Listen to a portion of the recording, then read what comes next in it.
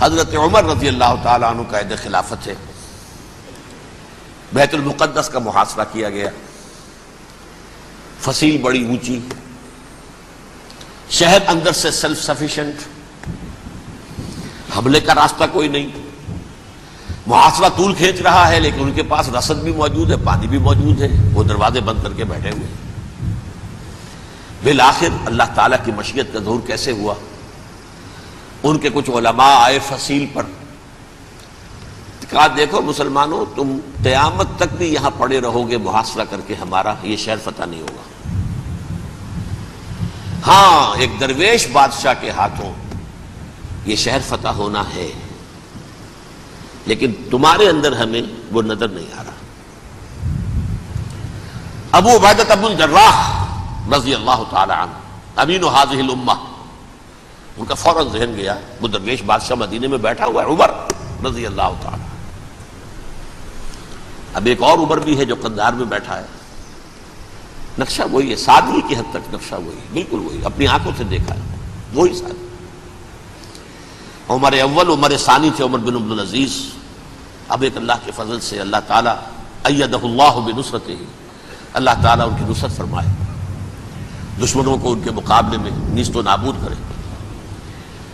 انہوں نے ریکویسٹ بھیج دی کہ حضور تشریف لائیے، یہ شہر فتح ہو جائے گا۔ وہ ہے سفر تاریخی، اتنا طویل سفر، تقریباً 700 میل، ایک اونٹ، ایک خادم، ایک منزل پہ امیر المومنین اوپر بیٹھے، خادم آگے چل رہا ہے، اگلی منزل پہ خادم اوپر بیٹھا ہے، امیر المومنین آگے جا رہے ہیں۔ اور جب پہنچے ہیں تو وہ باری تھی خادم کی، اس نے ہاتھ جوڑ دیا، حضور خدا کے لیے تم کیا کہیں گے لوگ، وہ میرا برا حال کر دیں گے، تمہیں شرم نہیں آئی؟ امیر المومنین پیدل آگے چل رہے ہیں نکیل پکڑ کر، اور تم بیٹھے ہو اوپر براجمان ہو۔ حضرت عمر فرمایا الدور دورک، نہیں، باری تمہاری ہے، بیٹھ۔ اس حال میں پہنچے ہیں، اور پھر یہ کہ ابو عبیدہ بن الجراح آئے ہیں، استقبال کیا ہے تو دیکھا ہے اس حال میں چلے آ رہے ہیں، عمر نکیل پکڑے ہوئے چلے آ رہے ہیں، اور کہتے ہیں کہ کہیں کیچڑ ویچڑ تھا، جوتے خراب ہو گئے تھے، وہ بھی اتار کے ہاتھ میں پکڑے ہوئے، کپڑے تو تھے ہی پھٹے ہوئے۔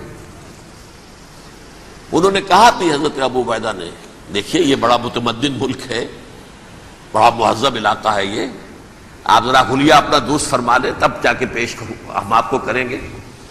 آپ نے فرمایا نحن قوم اعزنا اللہ بالاسلام، ہم وہ قوم ہیں جنہیں اللہ نے عزت دی ہے اسلام کے ذریعے سے، کپڑوں کے ذریعے سے نہیں، دولت کے ذریعے سے نہیں۔ اسی حال میں گئے ہیں، اوپر سے انہوں نے کھڑے ہو کر نشانیاں دیکھی ہیں، اپنی کتابیں کھولی، ہاں یہ وہی ہے، اچھا لو جی سرنڈر، شہر تمہارے ہاتھ میں۔ خون کا ایک قطرہ نہیں بہا اور بیت المقدس فتح ہو گیا۔ لیکن اس وقت حضرت عمر نے ایک نرمی یہ کی کہ یہودیوں کے لیے بھی اسے اوپن سٹی قرار دے دیا۔ یہ احسان عظیم حضرت عمر کا، اس سے پہلے یہودی آ ہی نہیں سکتا تھا، داخل ہی نہیں ہو سکتا تھا، وہاں وہ آ کر وزٹ نہیں کر سکتا تھا، زیارت نہیں کر سکتا تھا اپنے مقدس مقامات کی۔ حضرت عمر نے یوں سمجھیے کہ تقریباً 550 برس کے بعد ان کے لیے راستہ کھولا ہے کہ ہاں تم آ سکتے ہو، زیارت کر سکتے ہو۔ لیکن یہ عیسائیوں نے لکھوایا معاہدے کے اندر، انہیں یہاں آپ آباد ہونے کی اجازت نہیں دیں گے، لیکن کم وزٹ دی پلیسز، دیکھیں، زیارتیں کریں اور جائیں۔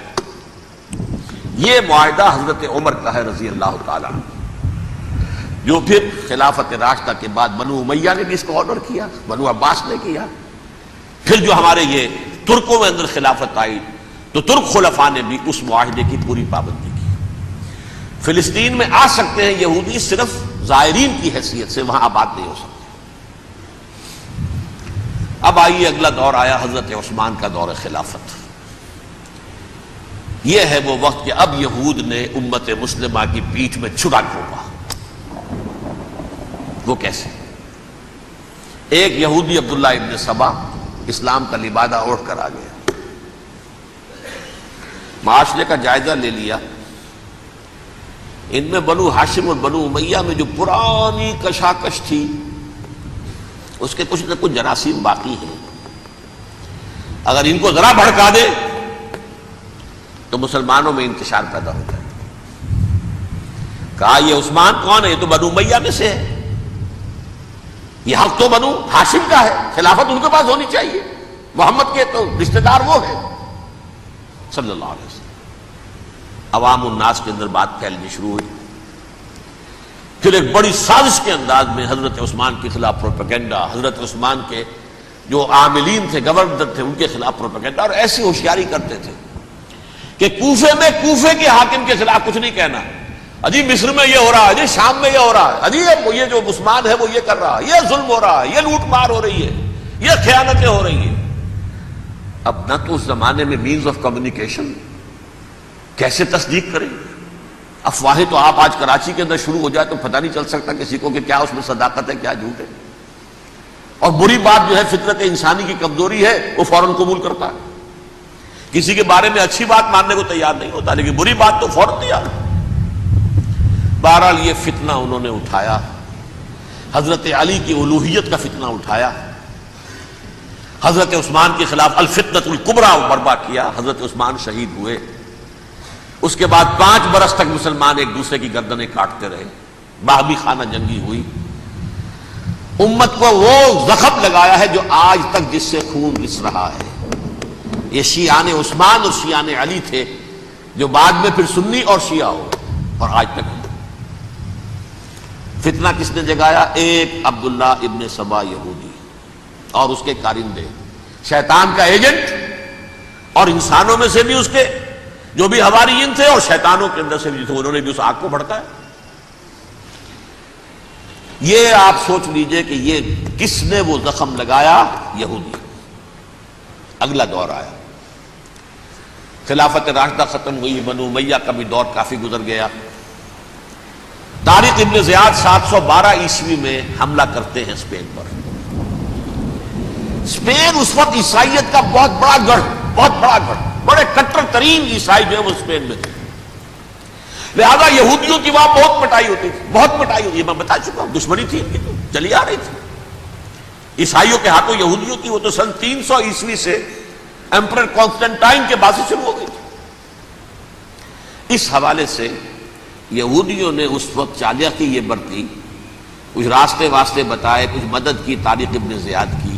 طارق ابن زیاد نے انہیں اپنا محسن سمجھا، ہسپانیہ فتح ہو گیا تو یہودی چونکہ محسنین کی فہرست میں آ چکے تھے، انہیں بہت اقتدار نصیب ہوا، بڑی سپورٹ مسلمانوں نے دی۔ ان کے بڑے بڑے علماء جو ہیں اسی دور کے اندر پیدا ہوئے، بڑے بڑے تھنکرز ان کے اسی دور میں پیدا ہوئے۔ بن گوریون جو کہ ایک وزیر اعظم تھا اسرائیل کا، اس نے یہ لکھا اپنی کتاب میں، Muslim Spain was the golden era of our diaspora. وہ ڈائسپورا جو 70 عیسوی سے شروع ہوا تھا اور 1917 عیسوی تک جاری رہا ہے، اس میں سے گولڈن ایرا ہمارا جو تھا وہ مسلم اسپین تھا، ہسپانیہ میں بیٹھ کر ہم نے عیش کیے۔ لیکن وہاں سے انہوں نے اور جو کچھ کیا، یہ تو داستان کے بہت سے گوشے ہیں، لیکن میں جس اسٹریٹ لائن میں چل رہا ہوں اس کے اعتبار سے ایک بات سمجھ لیجیے، وہاں بیٹھ کر انہوں نے اب عیسائیت کی پیٹھ میں چھرا گھونپا، پروٹیسٹنٹ مذہب پیدا کیا، تقسیم کر دیا، جیسے شیعہ سنی کی تقسیم، عبداللہ ابن سبا، رومن کیتھولک اور پروٹیسٹنٹ کی تقسیم، یہودی علماء۔ ہوتا کیا تھا، ہسپانیہ کی یونیورسٹیاں ہیں، کارڈووا میں ہے، ٹولیڈو میں ہے، گریناڈا میں ہے، غرناطہ، قرطبہ، تولیتلا، اور وہاں آتے تھے لوگ، فرانس سے چلے آ رہے ہیں نوجوان پڑھنے کے لیے، جرمنی سے چلے آ رہے ہیں، اٹلی سے چلے آ رہے ہیں، 3 ہی ملک قریب ترین پڑھتے ہیں سینٹرل جو یورپ کے ہیں۔ یہاں پر جو ہے وہ اسلام جو نور پھیلا رہا تھا اس سے بھی مستفیض ہوئے، جہالت کے جو ہے پردے ان کے وہ چھٹے، اس کے ساتھ ہی وہ یہودی وہاں ان کے اندر جو جراثیم داخل کر رہے تھے وہ اس عیسائیت کے خلاف بغاوت تھے جو اس وقت دنیا میں